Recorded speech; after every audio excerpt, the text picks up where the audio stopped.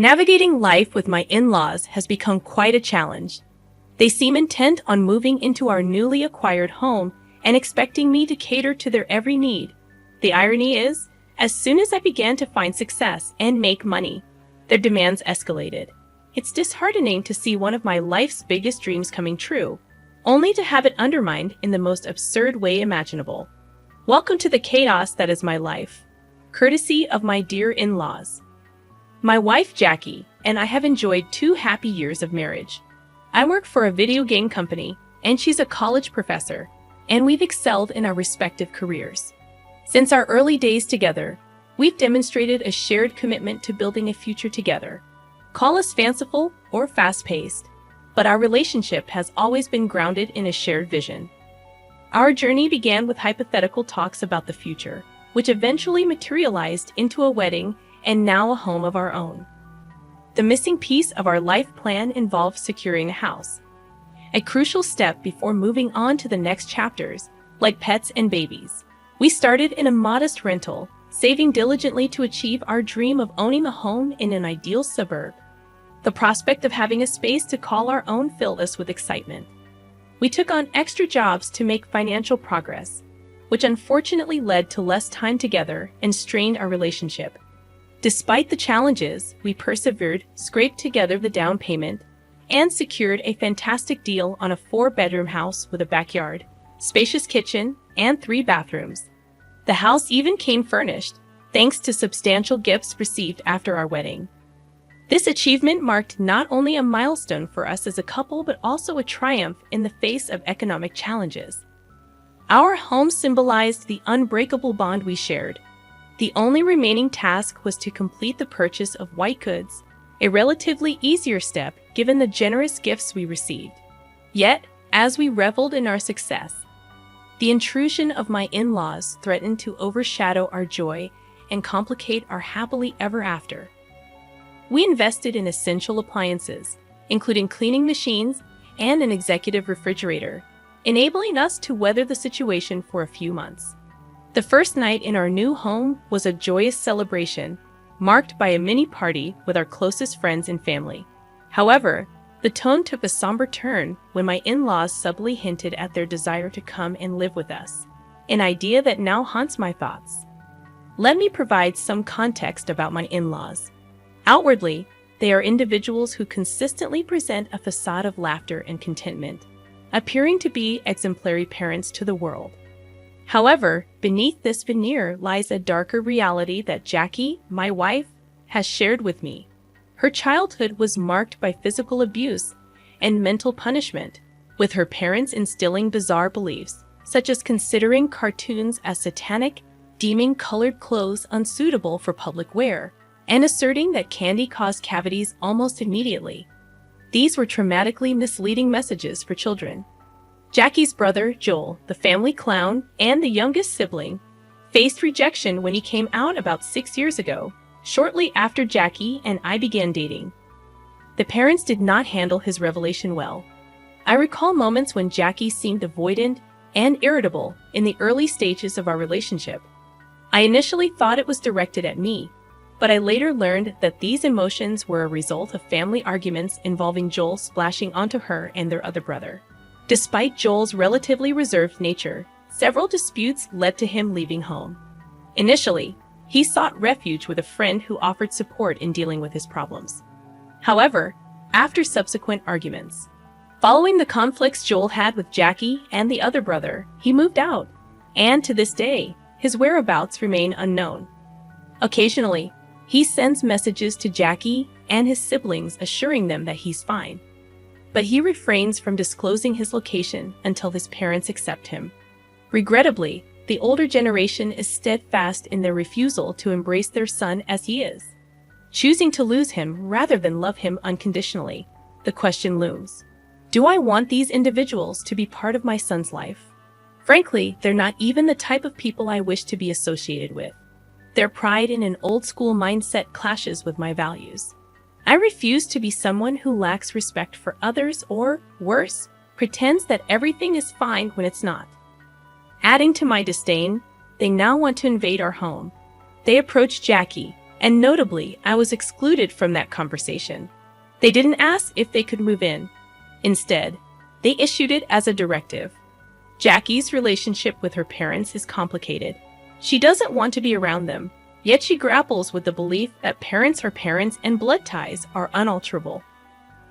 I'll admit that I've never been their favorite, for reasons ranging from my job in the lucrative video game industry to the fact that I have tattoos, which they associate with the devil.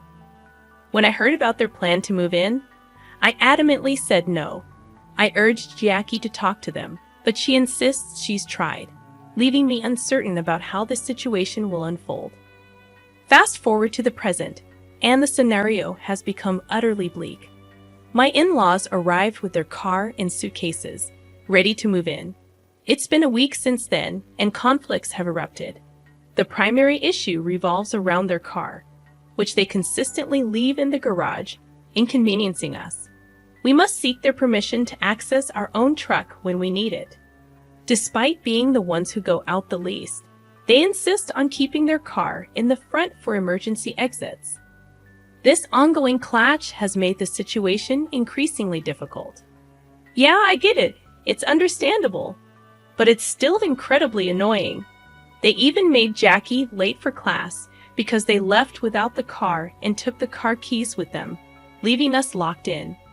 Jackie had to resort to taking the bus, arriving almost half an hour late. The worst part is that they don't seem willing to change or comprehend the impact of their actions. We've spoken to Jackie's brother Jonathan, but he feels unable to assist right now, given his 3 children and smaller, less comfortable house. We don't want to burden them further. My in-laws have their own house, and yet they seem to do this just to irritate us. Despite their age, they don't require special care. In fact, being in a place like this only stresses them more. It's not that I dislike extra help. It's just that they are like pieces of furniture, utterly useless. At least furniture is comfortable and helps you relax. They are the antithesis of furniture, annoying by their mere presence. It's only been one Sunday since they arrived, and if every weekend is going to be like this, I'd rather not have them in the same city. My mother-in-law blared the religious channel at full volume, disrupting one of the few occasions where Jackie and I could sleep in. Meanwhile, Jackie's dad smokes like a chimney in the courtyard, and the smoke occasionally wafts into our makeshift office, permeating the room with the scent of nicotine. It's unpleasant, makes me cough, and raises the risk of getting sick. Jackie tells me that her father quit smoking years ago, but picked up the habit again at 70, feeling that at that point, nothing else could hurt him. There are many aspects of this situation that worry me, but one specific concern is their hinting at bringing all their stuff from the old house to sell. This move would make their stay with us permanent, and that fills me with dread and sadness. As absurd as it may sound, my in-laws aren't fans of pets, and they refuse to adopt any animals. This leaves me wondering when they started having more say in my household than I do. Regarding Jackie, she does her best. But the biggest issue lies in the fact that I spend the most time in the house, making the experience incredibly uncomfortable. Besides, they treat their daughter like a servant, asking her for breakfast and to buy medicine. I've offered to help, but she can be stubborn, insisting that, as her parents, it's her responsibility. I don't want her to shoulder all the chores, understanding that she can get very tired. At this point, I feel useless in my relationship. Update number 2. Thank goodness this remains anonymous, as I wouldn't want my acquaintances to know that, like much of the world's population, I despise my in-laws. Mary and Joseph couldn't be worse as housemates. They've completely taken over the home that Jackie and I painstakingly built from scratch. From the decorations to our daily routine, even the most personal touches, like buying tons of tapioca and putting up decorations from their trips around the country, now define more than half of the house. It no longer feels like the creation of a young couple, but has been transformed into their new sanctuary, and it disgusts me. Friction on both sides has escalated. There was a day when I was taking a bath, and my father-in-law casually announced that he was coming in to pee, claiming the upstairs bathroom was better. I protested, stating that this was a blatant invasion of privacy. However, he argued that I had the curtain drawn, so there was no need to be upset. Keep in mind, we have 3 bathrooms, and neither of them contributes to other aspects of the house, such as preparing meals. Jackie learned to cook with her siblings because it was a matter of life and death for her mother. However, the in-laws show no interest in contributing to household tasks. I thought they'd be a humble family that not only respected but also took advantage of their daughter's culinary skills. Instead, they are solely interested in the house, reducing Jackie and me to serving as tissues. Cheap ones at that. Our attempts to host friends have been marred by constant complaints from the in-laws. They text us incessantly from their room, complaining about everything from the music volume to our alcohol consumption. They even insisted that it's impolite for hosts to drink in their own house. Now, our friends formally decline our invitations, and it's disheartening. We're forced to sacrifice our social life to accommodate unwelcome guests in our own home. Update number 3. I finally experienced a brief period of peace at home. Jonathan, Jackie's brother, understanding our situation, decided to take my in-laws for a weekend under the pretext that his children would spend more time with their grandparents. We were immensely grateful, seizing the opportunity to enjoy some privacy. Friday was spent sleeping until noon on Saturday without worrying about a thing. On Sunday, we watched movies and tried out a couple of recipes we've been wanting to make for a long time. As hard as it is to admit, we felt like we still had so much more to do. Consequently, Jackie and I discussed the difficult decision of asking my in-laws to find their own place, as painful as it may be. I assured her that I would stand by her side during the conversation, aiming to remain strong. We decided to discuss our concerns with her parents upon their return. That Monday evening, after returning from work, we broached the topic with them. However, initiating a conversation about not wanting an older couple to live with you is inherently awkward. The challenge lay in figuring out how to express our desire for them to have their own space without offending them. Inevitably, the discussion turned to the 2 options we saw: placing them in a nursing home or keeping them with us. Financial considerations were set aside as we genuinely believed a nursing home would offer the best care and comfort for everyone involved. Unfortunately, they did not share our perspective. The mere proposal offended them deeply. Despite offering to assist with expenses, they began raising their voices, insisting they were not feeble old people and that we needn't go to such lengths for them.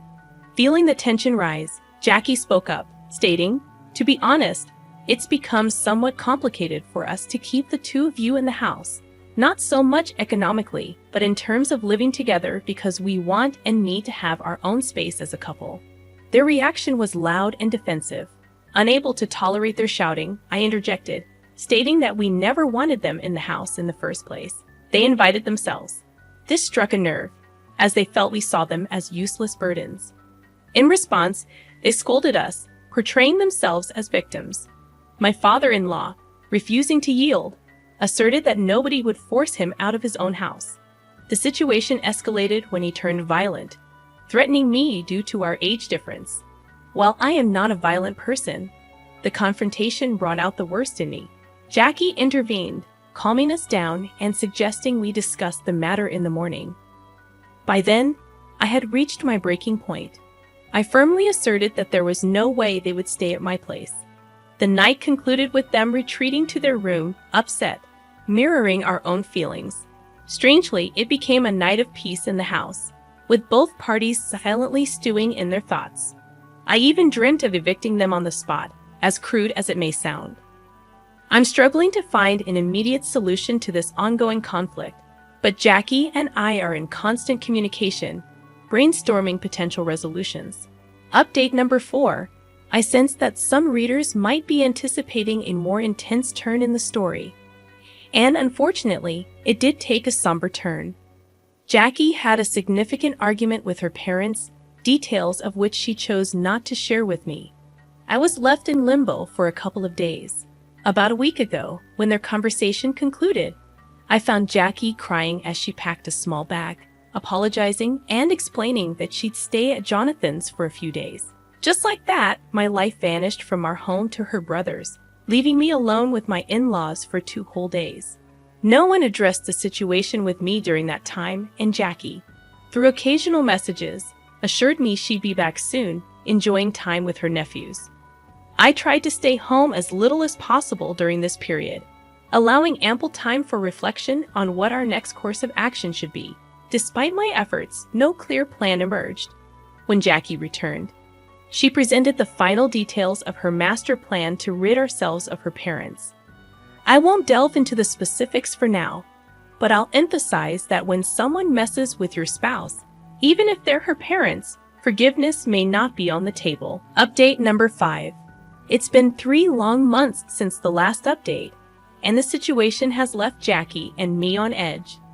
We've exhausted all avenues to evict her parents, even exploring legal means, but the protective laws for older individuals seem to work against us.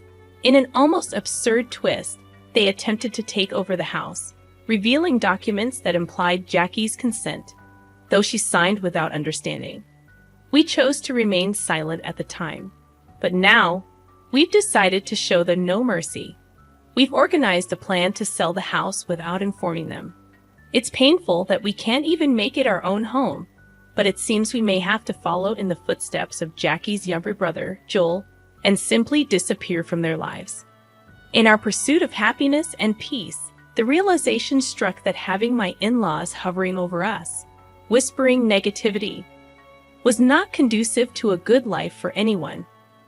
So we've decided to offer our house to work colleagues of a friend, people we're not particularly close to. My friend will play a pivotal role in recommending the house for sale at a good price. You might wonder about the whereabouts of my in-laws in this equation. Well, they'll be on vacation with my father-in-law's younger sibling for 2 weeks. During this time, we plan to finalize arrangements, take our belongings, and leave the house under Jonathan's care. He's been helping us and assured us that his parents still have their old residence to return to. Jonathan is not afraid to confront them when they move back, especially since his family lacks the space to support them, even if they wanted to. We'll be making them move during this period, organizing everything to remain anonymous long enough to slip away unnoticed. It may seem a bit crazy, but we're serious about regaining our own space without unwanted intruders. Update number 6. We're still at the party, and if my excitement is palpable, it's because we all are. I'll cut to the chase, as I sense your anticipation. We did go through with the change, finalizing the sale, leaving the place, and what transpired afterward is worthy of a television series. In chronological order, we sold the house, stayed with Jonathan's family for a couple of days to complete the move, and secured an apartment in the city center. While smaller than our previous home, we had surplus funds that found their way into a savings account. Then came the waiting, a mere 2 or 3 days that felt like the longest of our lives. A little less than a week later, we started receiving messages from Jonathan detailing the aftermath. We owe our lives to him because he almost masterfully covered up our tracks. Upon their return, my in-laws found the house inhabited by strangers, adorned with new decor, and none of their old belongings. The family that was now in residence returned to find a pair of older individuals complaining and yelling about why they were in their house.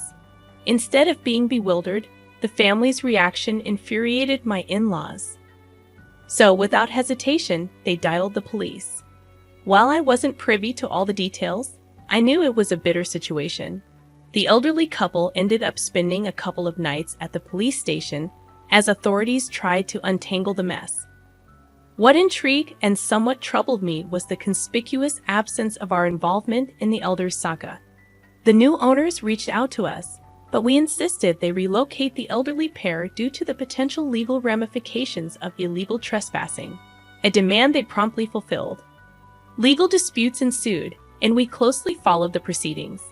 Thankfully, we remained unscathed, only providing some private statements. It was a trying time, and Jackie shed many tears, but ultimately, we emerged victorious. The elderly couple, facing the possibility of trespassing charges, incurred a substantial fine and were mandated to return to their own home. This marked their lowest point. as they were already established in a residence, making the legal implications quite severe. In a nutshell, we got what we desired. The elders paid the fine, tails between their legs, and we returned home. According to Jonathan, they couldn't have been angrier. Oddly enough, a couple of positive outcomes emerged from this ordeal. First and foremost, we reconnected with Jackie's brother Joel, who, upon learning about his parents' actions, decided to rejoin us. We invited him home, and he accepted. Future updates will delve into his stories from the past few years. Plans for a family dinner are in the works, sans the older folks. We're eager to capture moments with pictures, knowing that the parents lack social networks to stalk us. Here's a little secret. After the dinner, we plan to reveal another joyful development. Jackie's pregnant, and I'm going to be a dad. It's an exciting time for us, financially supported by what we saved at the apartment. Though not guaranteed, Joel expressed a willingness to assist with the baby's care. We're thrilled, as we were on the brink of thinking it might not happen. Despite the potential awkwardness when the baby asks for grandparents, we're embracing the start of a new and promising chapter for our growing family. Reflecting on the comments, some argued that our actions were overboard, advocating for a straightforward confrontation. While I understand those sentiments, the unique plan we executed unfolded successfully, leading to positive outcomes in our lives. Feel free to share your thoughts in the comments section below. I appreciate your engagement and hope you all have a fantastic day. Stay kind.